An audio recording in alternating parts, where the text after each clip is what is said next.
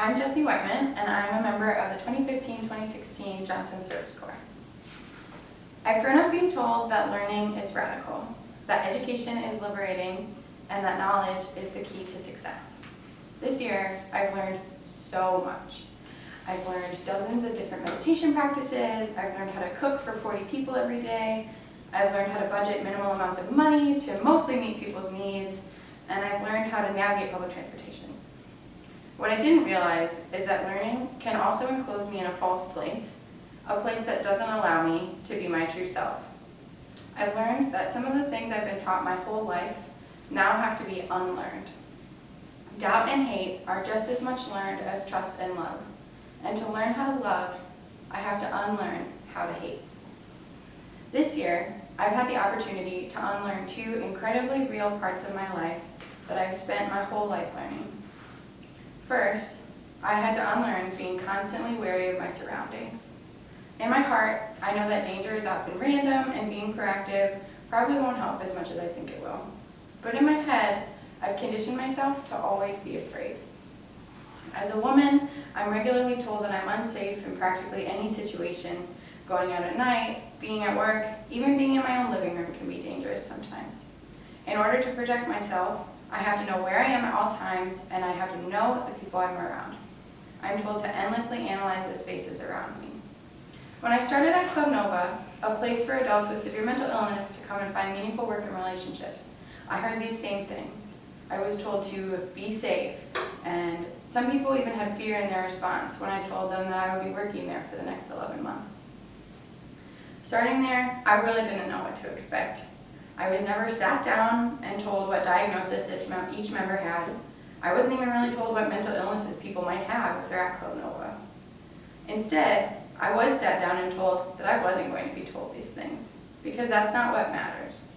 What's important is accepting people for who they are each day, as they are that day, and being present to them. And that I've learned diagnoses and other things along the way. And I have.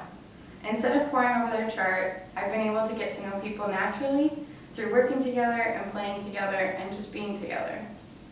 It's a wonderful thing to feel safe and secure in who I am and who I'm around, but it's important to feel that way through love and trust in those around me than it is to feel safe in my own ability to falsely control what's happening. There's a difference between these ways of being, and it's not in the other person. The difference is in the way I approach sharing space with others. What I needed to learn is the same. What I've had to unlearn is how to get there with love instead of fear. The second thing that I've unlearned this year is something I think I'll spend the rest of my life continuing to unlearn, because it's a standard I've had for myself almost my whole life. When I was little, I wanted to be the President of the United States. That changed sometime in the 3rd grade when I decided that law school was not for me. Instead, I wanted to be a teacher. And after that, my life became clearly laid out. For the next 10 years, I planned every step. I wanted to be a teacher and have a family. I wanted to teach English and volunteer after work and travel in the summers. I dreamed of the time in my life where I could look back and just check things off my list. This became what I expected of myself. But during my first semester of college, I decided that teaching wasn't my calling, and I felt like I had failed. That step-by-step life that I had imagined for myself was never going to be a reality. But even if I had become a teacher and started a family, I'm sure it wouldn't have looked like I thought it was going to. This year has given me example after example that life isn't linear and that living isn't found in a list or a chart or a document or anything like that. Unlearning that has been really difficult and sometimes painful, but I've truly been blessed with the opportunity to unlearn this every day at work. At Club Nova, people's lives are altered by mental illness every day.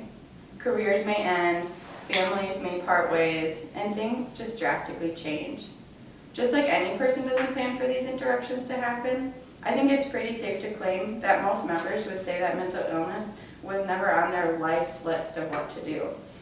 But that doesn't mean that a person with mental illness isn't living. I would say that everyone at Club Nova is so full of life.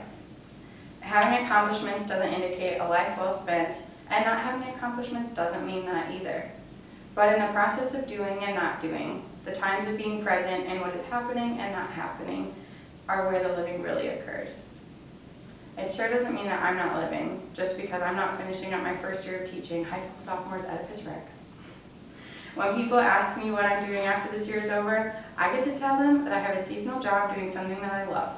And when they look at me, waiting to hear what's going to happen when that season is over, I have to confidently tell myself and them that I don't know.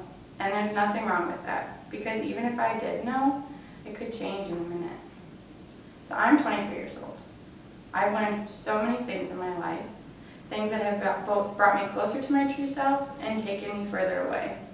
This 1 year has been an opportunity to unlearn some of those harmful things that I've been inundated with for my whole life.